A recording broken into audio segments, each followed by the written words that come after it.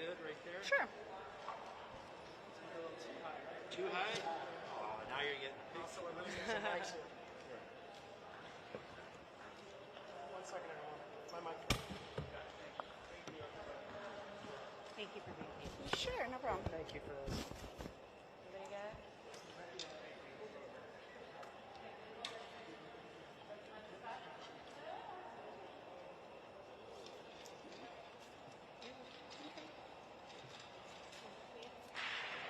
All right.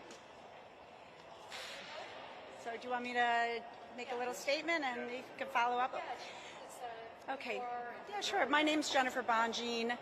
I'm with my colleagues, Attorney Ashley Cohen and Attorney Diane O'Connell.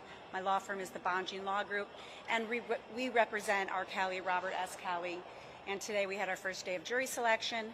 For any of you who were in the courtroom, you could see it's rather difficult to find people who have not received information, heard information about R. Kelly, and that really presents a challenge for us to try to get fair and impartial jurors, because it's not just a matter of people wanting to be fair and believing they can be fair. It's whether you're capable of being fair and non-biased given what you've heard and what's in your brain, and whether you can actually listen to the evidence that comes from the witness stand untainted by the lens that you may be looking through it with because you've had so much exposure to pretrial publicity, or in this case, a very, very popular documentary, Surviving R. Kelly, which I think is presenting a problem and will continue to present a problem. So that is our primary focus right now, is trying to get that fair jury. We don't have a jury yet, but we're well through the process. Can you talk a little bit more about that docuseries? You asked the judge essentially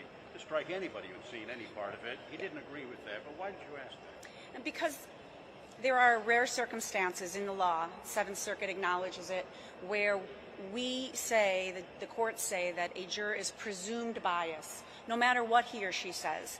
And that doesn't mean because they're lying or because they are being misleading purposely. It's just that there's too great a risk that a juror would not be able to listen to the evidence coming through into the courtroom without considering matters that they've heard outside the courtroom. If someone has seen all 6 episodes of Surviving R. Kelly, which, by the way, includes testimonials and interviews with people who are going to take the stand, as a matter of common sense, I'm sure there's been plenty of studies done on it, it would be so difficult, it would be impossible to separate out what did I hear during the documentary versus what am I hearing now?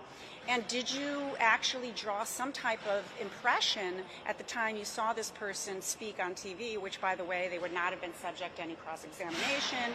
They would not have had their story challenged in any way. Now they're hitting the stand. So I think it's impossible. I think this is a rare case where bias must be presumed, and that is why I asked the court to strike for cause any potential juror who had seen the documentary, any portion of the documentary. He did not agree, and as a result, it may be the case that we have no choice, that we will have jurors on our jury that have seen it, and that to me is reversible error and problematic. But we'll see. We don't have a jury yet, so we're gonna hope for the best still. And what do you think? What is your count so far?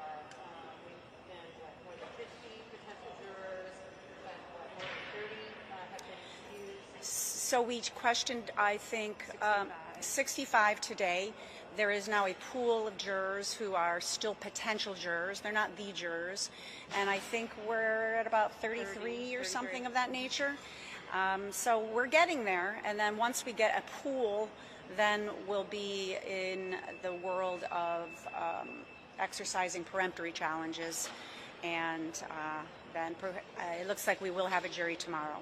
And you've been responding to this question, but the bottom line is, what do you think this is going to mean for your clients? There are so many people who have seen that documentary and know about it.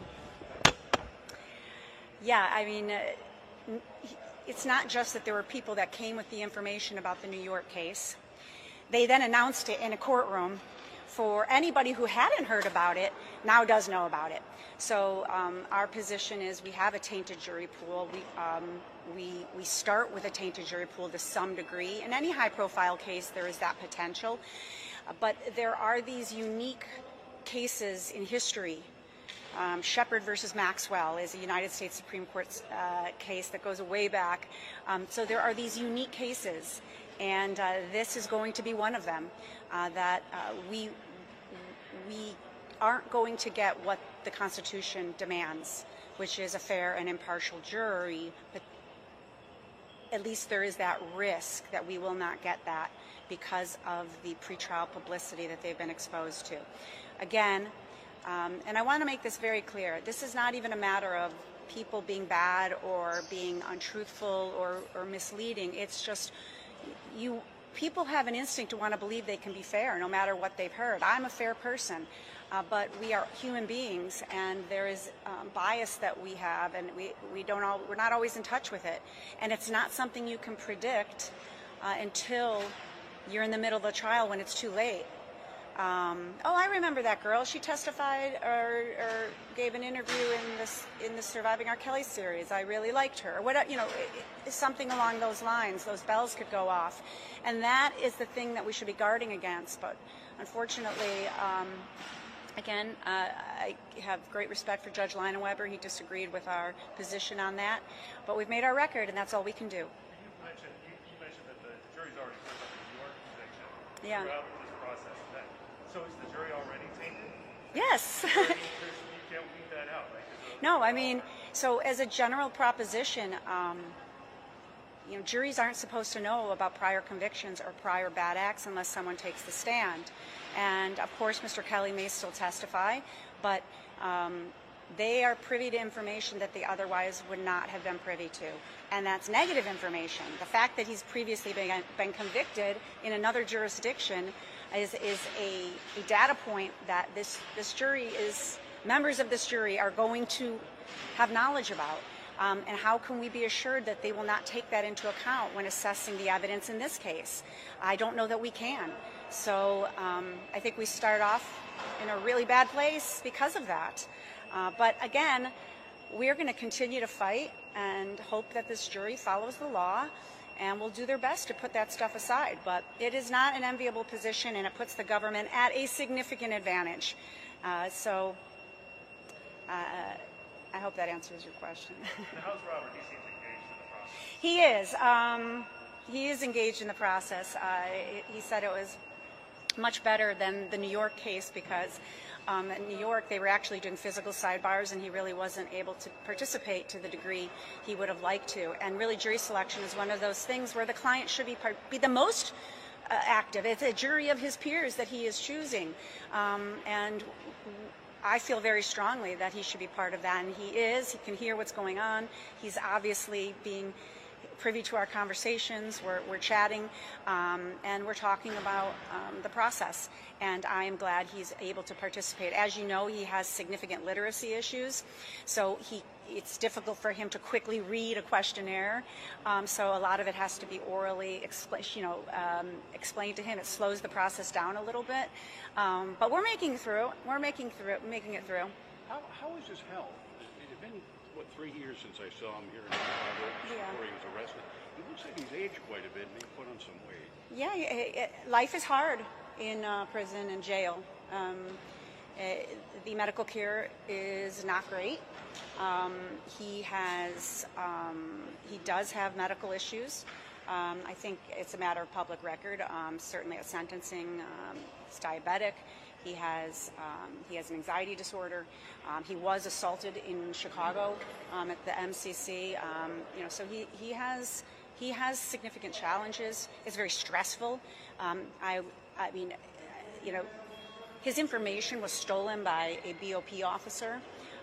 His email, it was reported on, but a BOP officer hacked into not hacked into, that is not even accurate, actually accessed with her credentials and gained access to his personal information, his phone calls.